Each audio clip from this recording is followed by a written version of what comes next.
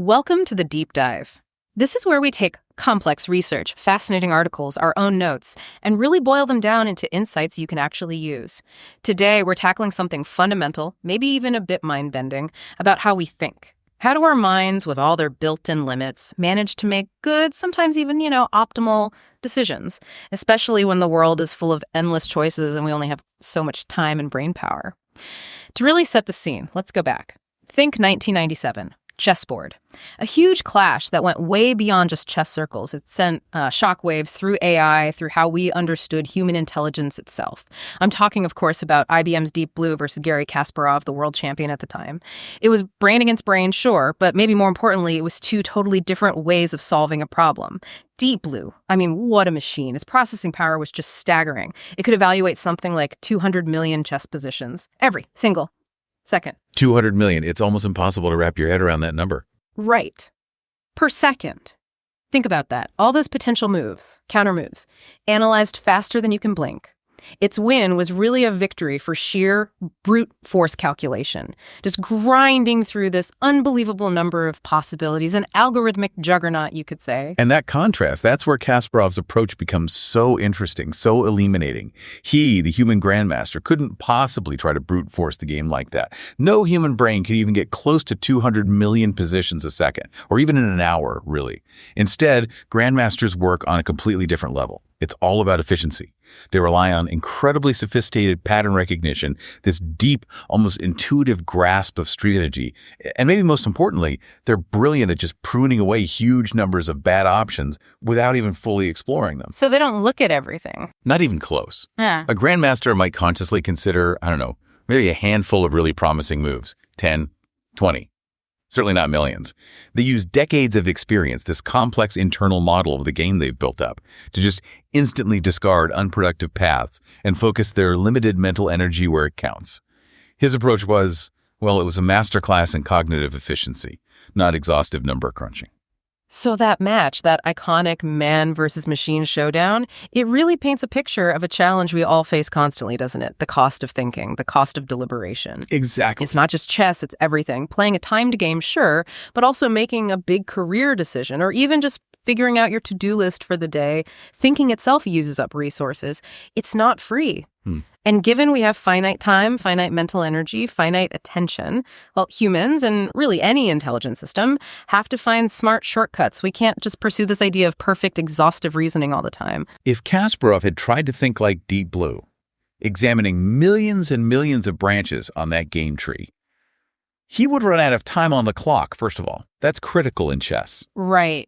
The time constraint. Or he just would have collapsed from mental exhaustion. Long before finding a good move, let alone the best move, the cognitive load would just be too much. And in real life, it's the same, isn't it? There's always a clock ticking. Maybe it's a literal deadline, or maybe it's just your energy flagging as the day goes on, or an opportunity that might disappear. Or the world changing around you while you're still thinking. Exactly. So more thinking doesn't automatically mean a better outcome. Not if it drains you or makes you miss the window. That really is the core of it. And it leads us straight to the big question for this deep dive.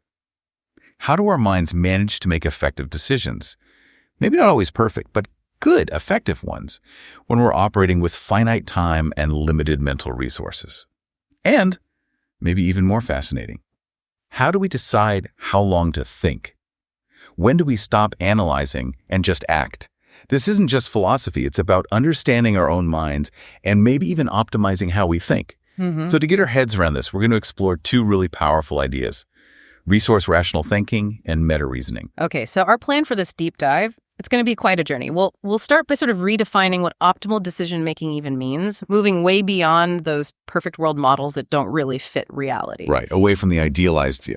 Then we'll really get into this concept of meta-reasoning, how our minds actually think about their own thinking process. Which sounds a bit circular, but it's crucial. We'll look at some fascinating parallels from cutting-edge AI, which I think you, our listener, might find particularly interesting given the interest in science and tech. Then we'll peek under the hood, look at the actual neural stuff happening in the brain. The mechanisms behind it all. Exactly. And finally, we'll see how evolution has shaped our efficient minds, and crucially, we'll pull out some practical, actionable things you can use in your own life, like something we call the 5-minute rule, and a technique, the Assumption Audit. So yeah, Get ready. It should be a really stimulating exploration of, well, the architecture of your own mind. Okay, let's unpack this. Right, so that Deep Blue versus Kasparov game, Yeah. it's more than just a cool story. It's really like a foundational parable for understanding these inescapable cognitive limits we all have. The key point it drives home is that thinking, analyzing, processing info, none of it is free. It always comes with a cost. Precisely. Deep Blue's method was, well, it was pure computational power applied relentlessly, a huge uniform search. It didn't think like we do with intuition or insight. It just systematically explored a colossal number of future game states, calculating the outcome of every possibility. That 200 million positions a second, it represents a specific approach, doesn't it? A design philosophy. Absolutely. It's brute force, the idea that you find the answer by just checking everything, no matter how vast the search space. Imagine this perfectly symmetrical tree, every single branch explored to the same depth, even the really stupid ones. That was Deep Blue's thought process. It didn't have to worry about time or energy. And then you have Kasparov. The contrast really shows the qualitative difference in how humans think.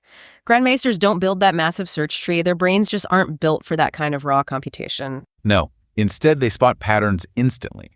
They apply these complex heuristics, rules of thumb, strategic principles they've learned over years. And critically, they strategically prune away options. They discard bad moves without wasting precious mental cycles on them. So it's not about raw power, it's about understanding. Deep understanding, exactly. Yeah. A nuanced grasp of the game's dynamics. It's about selective focus, intelligently deciding where to put your attention and effort, not just checking every box. A grandmaster gets the why, not just the what. So this match perfectly highlights what you call the cost of deliberation. Every thought, every analysis, it costs something. Time, energy, cognitive capacity, these aren't free resources.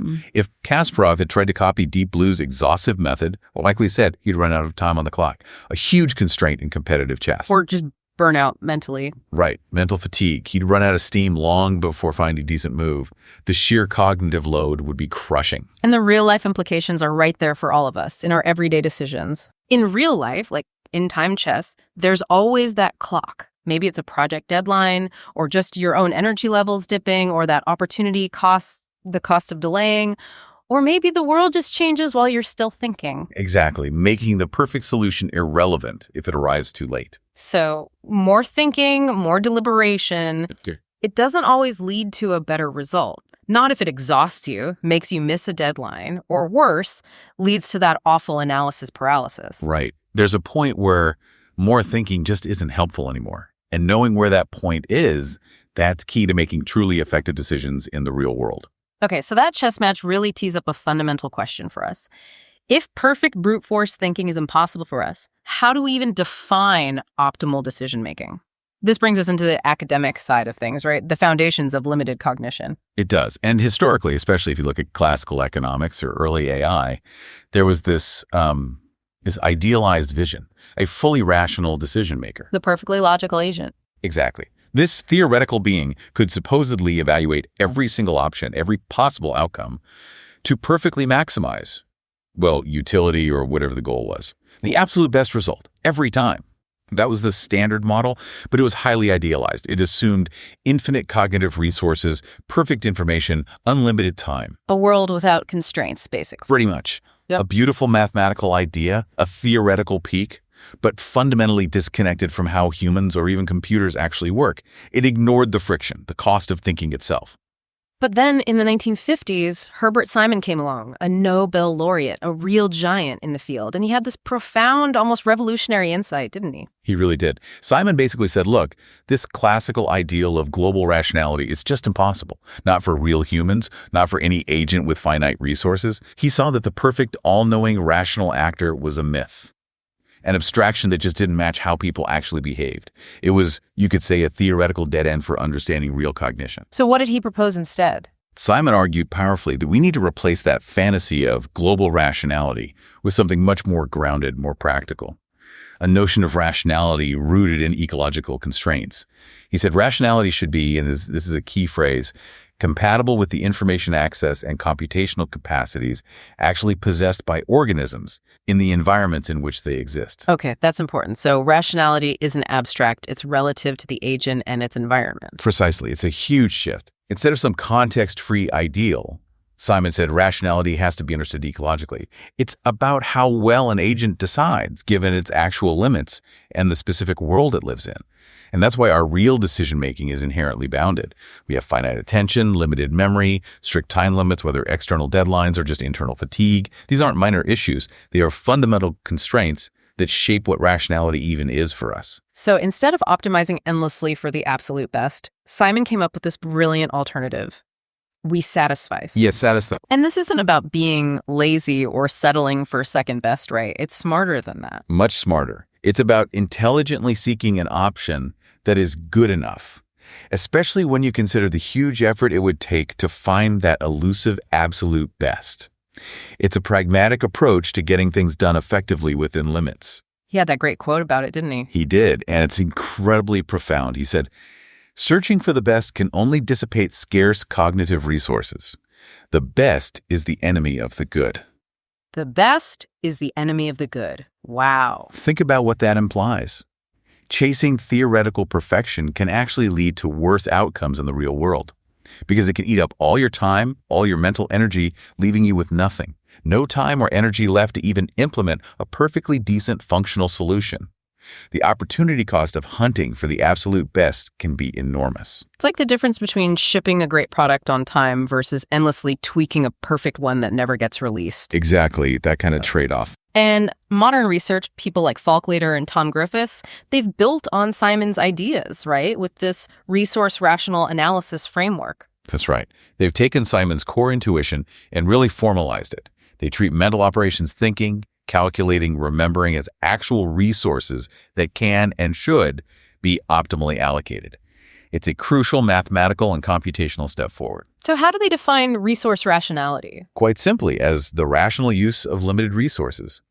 But the implication for how we see human irrationality is radical. It suggests that many, maybe even most, of the apparent biases we have, those systematic ways we deviate from pure logic or probability, might actually be near optimal strategies once you factor in our cognitive limits. So biases aren't necessarily errors. They could be efficient adaptations. That's the core idea. It redefines what rational means in a constrained system. For instance, a resource rational agent wouldn't search exhaustively. It would weigh the expected benefit of thinking more against the cost of that thinking. And it would stop when the potential improvement just isn't worth the extra effort. That sounds a bit like ideas in AI, like bounded optimality. Very similar. Bounded optimality in AI is about finding the best possible algorithm given specific hardware limits or a set time limit. It's about optimizing within a budget, not aiming for an unachievable abstract ideal. It shows how these ideas connect across AI, cognitive science, economics. So the big takeaway is rationality isn't about ignoring costs to find perfection. It's about the best trade-off between how good the solution is and how much computation it costs to get there. That's the unifying principle, quality versus cost. Okay, let's make satisficing really concrete. And you mentioned it can be mathematically justified. Take choosing a new apartment. The classical approach would be what? Ranking every single option, visiting dozens. Theoretically, yes. Ranking all available places, maybe creating complex scoring systems, visiting scores of them. It would take weeks, maybe months. Incredibly time-consuming and mentally draining. Right. Now, contrast that with a satisficing strategy. Like you decide anything under budget with a commute under, say, 30 minutes is good enough. Exactly. You look until you find one that meets those criteria, and then you stop searching. This saves enormous amounts of time and mental energy. And critically, it still meets your core needs. And this isn't just lazy. It can actually be optimal. Research actually shows that, yes, especially when the costs of more searching the extra time, the mental effort clearly outweighed the potential, often tiny benefit of finding something slightly better. Researchers have even shown that a satisficing rule with an adaptive threshold where your good enough criteria can change based on the market maybe is an optimal strategy when getting more information has a real cost. So once you factor in that thinking costs something, the definition of optimal changes completely. It really does. What looks like a bias or an error from that old unconstrained view might actually be a perfectly sensible, efficient way to operate under real-world limits. Leader and Griffiths, in their work, actually show how many classic judgment biases, things stemming from memory limits, attention limits, can be derived mathematically as resource-rational solutions. That's huge. It reframes these failings as efficient adaptations. It helps reconcile how our brains can be so incredibly adaptive and effective in so many real-world tasks, yet seem to deviate from pure logic in abstract lab tests. We're optimized for efficiency and getting things done in the real world, not for theoretical perfection on paper. Okay, that shift in understanding rationality is massive. But it leads right into the next big question. How does our brain actually decide how much thinking is enough? How does it manage that trade-off? Right. This brings us to that fascinating concept, meta-reasoning. It's not just what we think, but managing how much mental energy we invest in the thinking process itself. Reasoning about reasoning. Literally. Because every moment spent deliberating, every bit of mental effort has that opportunity cost we talked about. Time or energy you could have spent doing something else. So to be truly optimal in a constrained world, an agent needs a strategy for deciding when to stop gathering info, when to stop deliberating, and when to act. And that's meta-reasoning. That's the domain of meta-reasoning. In AI terms, it's the problem of deciding which computations to perform next, given the problem and your finite resources. A rational meta-reasoner only does the thinking where the expected benefit, the likely improvement to the decision, outweighs the cost of doing that thinking. Okay, you mentioned the value of computation, or VOC. Can you break that down a bit more? Think of it intuitively as asking, how much better is my decision likely to get if I spend just a little bit more time or effort thinking about this? It's like an internal calculation of the marginal utility of thought. So, is the next minute of thinking worth it? Exactly. And the optimal strategy, according to this idea, is to allocate your mental effort in order of highest VOC. You do the thinking that gives the biggest expected payoff first, right, and you stop when the expected improvement just isn't worth the cost anymore, the cost in time, energy, or missed opportunities. That sounds like a kind of internal executive function, managing our mental budget. It is. It's a core mechanism of cognitive control. It sounds incredibly complex, but do we actually do this in everyday life? We do, often without consciously realizing the calculations involved. Think about that chess player managing her clock again, facing a really complex, critical position, where a small mistake could lose the game. Yeah. She might spend 10, maybe 15 minutes analyzing, burning that precious clock time. Why? Because the VOC of that deep thought is extremely high. The potential gain from a good move or loss from a bad one is huge. Makes sense. But if the move is straightforward, clearly the best option. She'll decide in seconds. Save that time and mental energy for later for tougher spots. That's real-world VOC application in action, managing finite time. Okay, I see that. What about another example? Think about an ER doctor. Critically ill patient comes in. The doctor cannot run every single possible test. Yeah. It would be way too slow, maybe fatally slow for the patient, and incredibly costly for the hospital. Right, they have to prioritize. Exactly. The experienced doctor quickly, almost instinctively, chooses the most informative tests, first the ones with the highest VOC for narrowing down the possibilities efficiently. And they stop when a likely actionable diagnosis emerges. They don't wait for absolute 100% certainty because the cost of more testing starts to outweigh the diminishing returns in certainty. It's making critical decisions under massive uncertainty and time pressure. That's a powerful example. And what's really wild is that research suggests we actually learn to make these meta-level trade-offs adaptively. It's not just fixed. The evidence is quite compelling. There was one great study where people learned to choose between two ways of sorting lists. One was fast but less accurate, the other slower but more accurate. And what happened? What was remarkable was that participants learned to consistently pick the strategy that optimally traded off speed and accuracy based on the list's demands and the rewards offered. They were effectively choosing the right amount of computation, and their choices closely matched what a formal, rational meta-reasoning model predicted they should do to maximize their payoff. So it wasn't just gut feeling, it was close to optimal. Very close. It showed a learned strategic competence in allocating cognitive effort.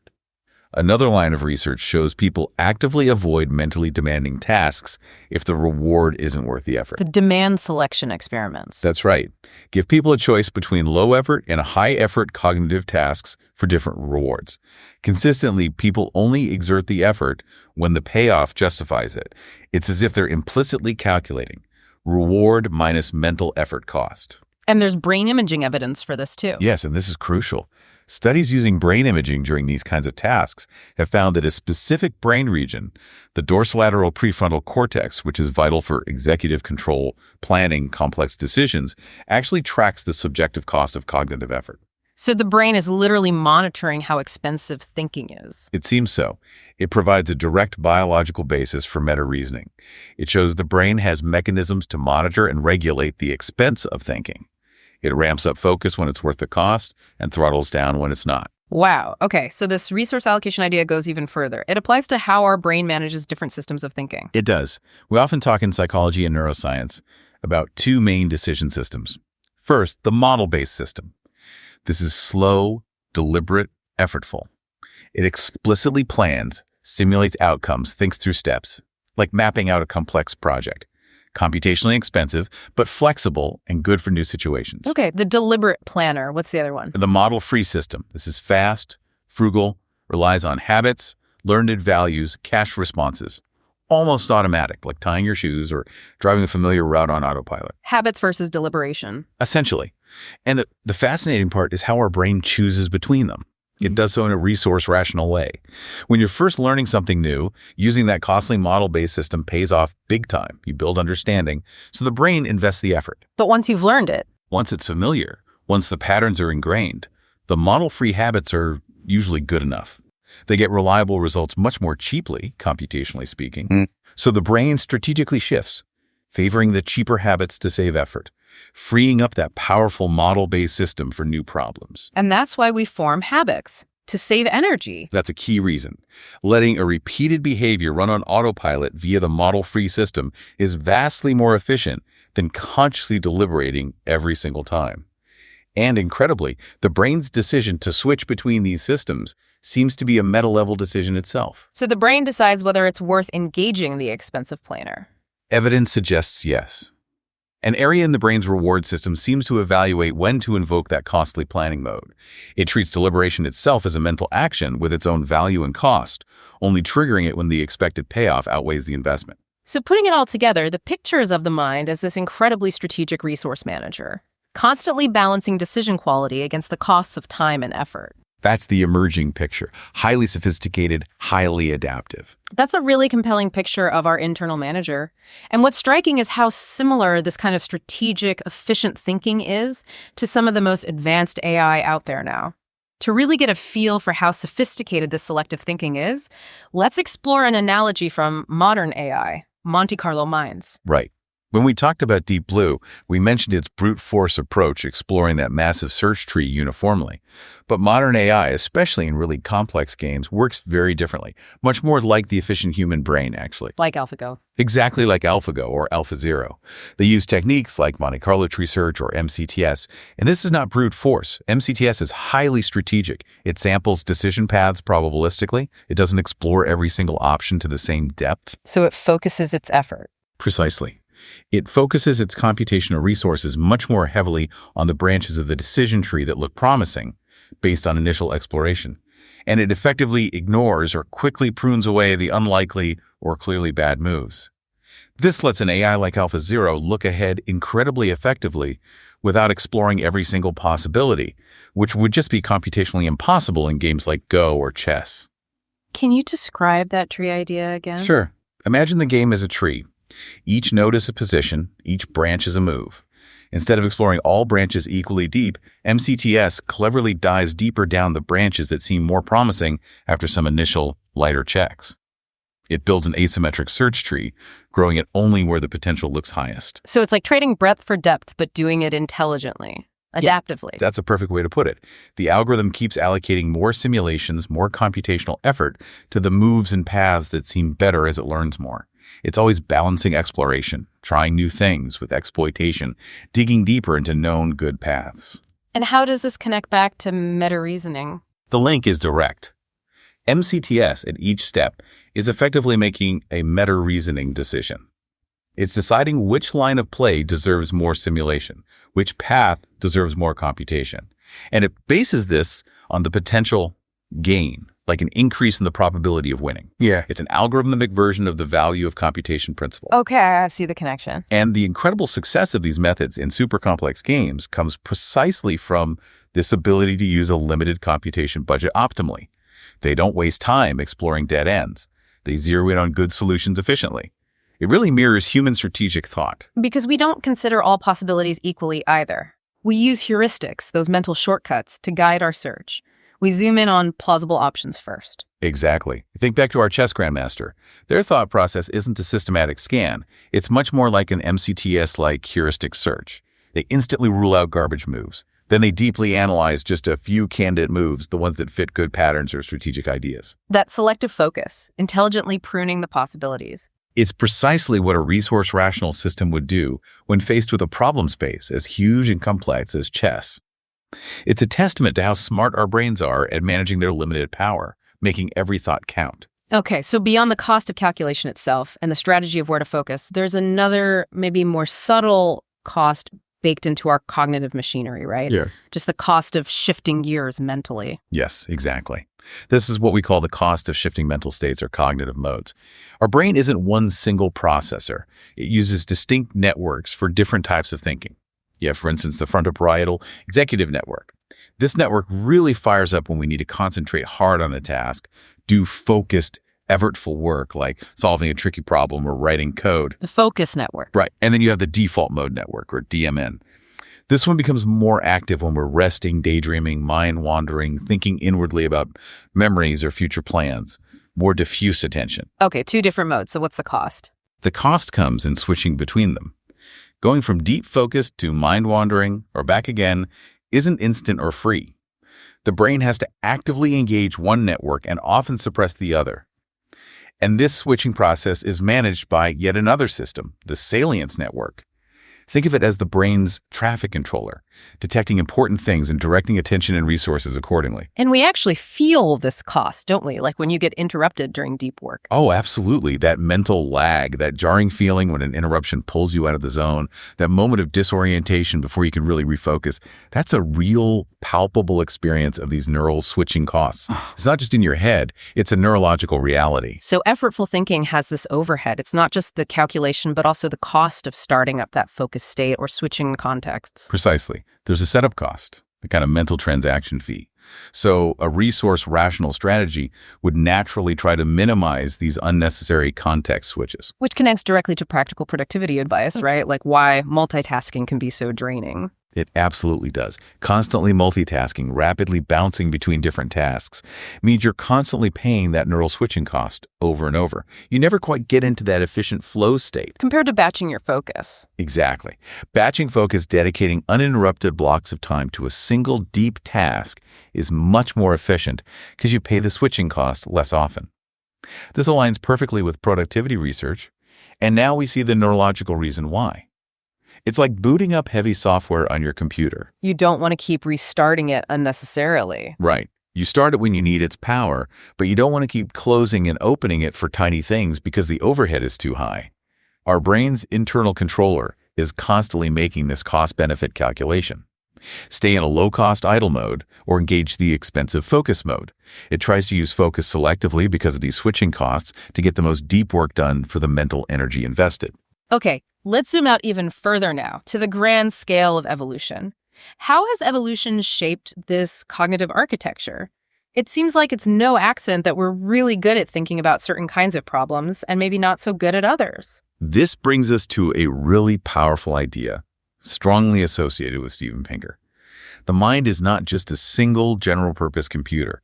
He argues it's more like a system of organs of computation designed by natural selection to solve the problems faced by our ancestors. Organs of computation, like specialized tools. Exactly. A mental toolkit honed by evolution. These mental organs are essentially evolutionary heuristics or specialized modules. Think about our intuitive grasp of physics, how objects move, fall, collide. We get that without doing complex math. Vital for survival. Or our sense of social dynamics. Absolutely. A feel for social reciprocity, fairness, detecting cheaters, forming alliances, crucial for living in groups. And maybe the most famous example, our language instinct. We acquire and use language with incredible ease, something no general AI has truly replicated. And these dedicated modules are super efficient. Astoundingly so. They handle their specific jobs much faster and more efficiently than a general-purpose reasoning system ever could. Take face recognition. You recognize thousands of faces instantly, effortlessly. Computers struggled with that for decades. Our brains have a dedicated circuit for it, highly optimized. This frees up our general cognitive resources for novel problems. And from that resource rational perspective we've been discussing, this modular design makes perfect evolutionary sense. It's incredibly rational. Building in these hardwired, optimized solutions for recurring, critical challenges like finding food, avoiding poison, identifying kin, navigating social life is extremely efficient. Why? Because it saves that precious general-purpose computation for new, unexpected problems that don't have a ready-made solution. If we had to figure everything out from scratch using pure logic every time, We'd be hopelessly slow, incredibly inefficient, constantly overwhelmed. We probably wouldn't have survived. Instead, evolution gave us this amazing toolbox of fast, specialized algorithms tuned for the tasks that mattered most for survival and reproduction. Pre-computed wisdom, in a way. this modular idea also helps explain something puzzling, doesn't it? Why we can seem irrational in abstract lab tests, but incredibly smart in real-world situations. Yes, this is a key point made by researchers like Gerd Gigerenzer, and Pinker agrees. Many of those supposed reasoning flaws or biases that show up in abstract logic puzzles often shrink or even disappear when the problems are framed differently. How so? If you present the same logical problem using natural frequencies instead of abstract probabilities, or frame it in a familiar social context, people's reasoning often becomes much more logical, much more accurate. It suggests our reasoning isn't fundamentally broken, it's just highly adapted for efficiency in the kinds of environments we evolved in, not necessarily for abstract, context-free logic puzzles. So our minds are tuned for ecological relevance, not generic logical perfection. Precisely. Our minds are adapted for efficiency in typical environments. So the brain's overall design reflects resource rationality. Use a specialized tool when you can, fall back on general reasoning only when you have to. Exactly.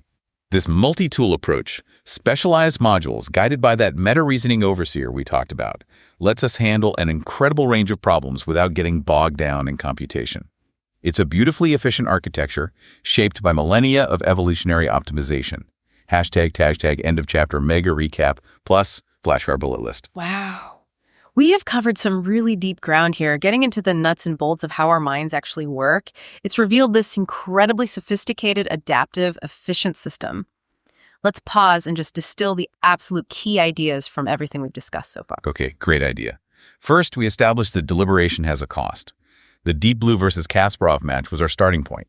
Thinking isn't free. It uses resources like time and mental energy. Right.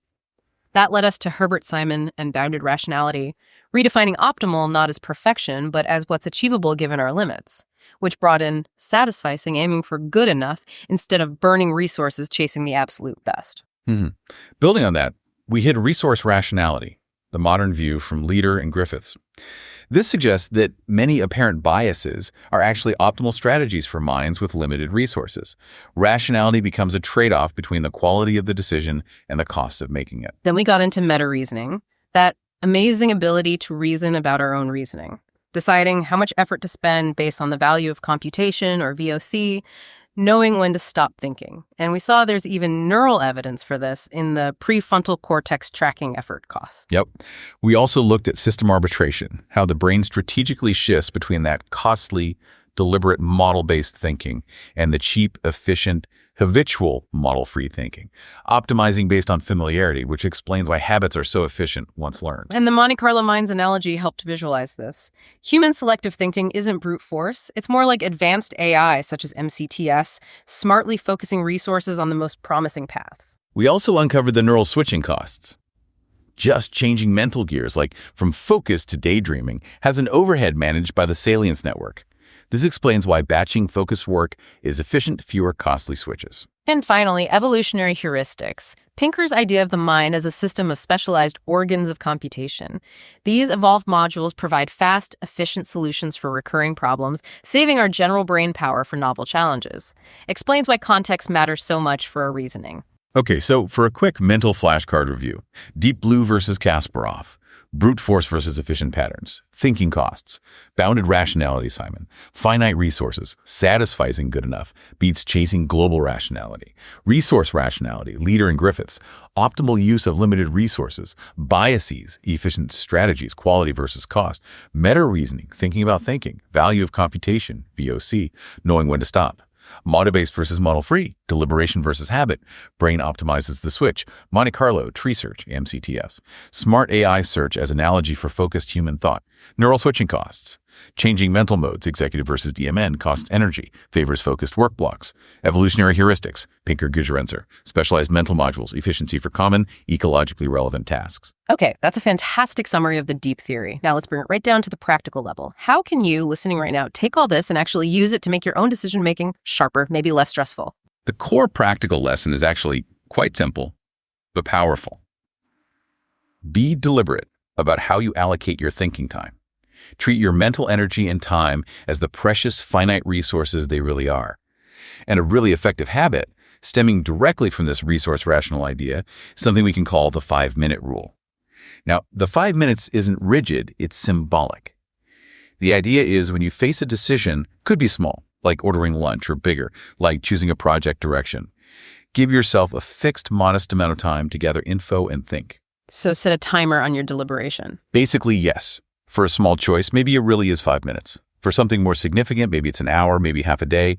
The key principle is setting that limit before you start, and then, crucially, making the decision when the time is up and moving forward. And the main point of this is to stop us falling into that analysis paralysis trap, where you just keep thinking and thinking. Exactly. My brain does that too if I'm not careful. This rule acts as a creative constraint. Limiting the time forces your mind to focus quickly on the most critical factors. It nudges you to trust your judgment based on the core info, operating on that resource rational principle that more deliberation probably won't add much value. And then you learn from the outcome. Right. After you decide, see how it turns out. Was the quick decision good enough? Did it work? If not, okay, you've learned something for next time. You're refining your own better reasoning. But what you'll often discover is that those extra hours you could have spent agonizing, they probably wouldn't have changed the outcome much. They would have just added stress or cost you time and opportunities. It's about recognizing when good enough is genuinely the optimal approach. So practicing this isn't just about making the decision. It's like actively training your brain's internal manager, sharpening that meta-reasoning faculty. That's a great way to put it. You're explicitly asking yourself, okay, how much thinking is really optimal for this specific situation? And then you act on that assessment. Over time, this builds confidence in your ability to decide effectively under constraints. And maybe just as importantly, it frees up so much mental energy. Energy that was being wasted on overthinking can now go towards the truly complex decisions that do need deep analysis, or just toward other productive things, or even just relaxing. So the goal isn't more deliberation, it's optimized deliberation. Precisely. In this world overflowing with information and choices, knowing when to stop thinking is just as vital as knowing how to think. The 5-minute rule is just a simple, practical hack to help internalize that deep principle. Okay, I love the 5-minute rule. To go alongside that, here's another tool. Maybe it's especially useful for those bigger, more complex decisions where the stakes feel high and you're worried about missing something crucial. We're calling it the Assumption Audit. Yes, the Assumption Audit is a kind of preparatory step. It's designed to make you consciously aware of your cognitive limits and the frame of your decision before you dive into the deep analysis. It brings that metacognitive awareness right to the forefront. It basically involves 3 quick steps you do before you start deliberating. First, list your ultimate goal. Be super clear. What are you actually trying to achieve here? What does success look like? What are the real criteria? This keeps your efforts focused. Get the objective clear. Makes sense. Second, and this is really important, list any unconsidered information or options. Ask yourself, what am I deliberately not looking at? What are my self-imposed boundaries or potential blind spots? Maybe you decide not to gather certain data because it's too costly or time-consuming. Maybe you exclude certain options from the start because they're outside your budget. Acknowledging these limits up front helps you recognize the playing field for your resource rational decision. It stops you pretending you have perfect information. So be honest about the constraints you're working within. Exactly. And third, consider the cost of a wrong decision. What's the potential downside here? How bad could it be if you choose poorly? Understanding the magnitude of the potential negative consequences helps you calibrate how much effort is appropriate. Right. Low cost of error, maybe use the 5-minute rule. High cost maybe becomes the 5-hour rule. Precisely. This quick audit primes you. It makes you aware of your goal, your boundaries, and the stakes before you start spending that valuable cognitive energy. Then, after the audit, you can set a specific, appropriate time limit for deliberation based on those factors. And when the time's up. You commit, make the best choice you can with the information you have within the constraints you've already acknowledged, and then later, review the outcome. Did it work? What did you learn? This feedback loop continuously refines your intuition about when more thinking is truly valuable versus when it's just spinning your wheels. It improves your meta-reasoning over time through practice and reflection. Hashtag tag outro. Well, that was an absolutely fascinating deep dive into how our decision-making minds really work. We've gone deep beneath the surface to find this incredibly sophisticated, adaptive, and frankly, highly efficient system. It's definitely not the flawed, irrational machine it's sometimes made out to be. That's the key takeaway, I think.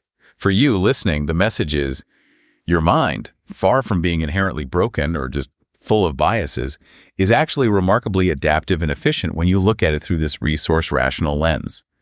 Our mental shortcuts, our heuristics, even things that look irrational on paper, are often brilliant solutions honed by evolution and learning to deal with a complex world using finite resources. Yeah, your brain isn't designed for theoretical perfection on a logic test. It's optimized for getting things done effectively and efficiently out there in the real world. Exactly. You're optimized for efficiency, not perfection. So hopefully you've gained a new appreciation for how your own mind operates, recognizing the intelligence behind its shortcuts, the strategy in your everyday choices. And as you go forward with this deeper understanding, here's a final thought to maybe chew on. How might really internalizing this idea of the cost of thinking change how you approach your next big project, or a personal challenge, or even just navigating your week? Where might you be over-deliberating right now, stuck in analysis paralysis, wasting that precious mental energy? And conversely, where could a good enough decision, made efficiently, actually be the truly optimal path, freeing up your limited brain power for the things that genuinely require your deepest, most focused thought? I'd really encourage you to just observe your own decision-making process in the next few days. Maybe try the 5-minute rule on something small. Or do a quick assumption audit before tackling something tricky, see what happens, reflect on it. It's not about thinking less, is it? Not at all. It's about thinking smarter, more purposefully, optimizing your most valuable resource,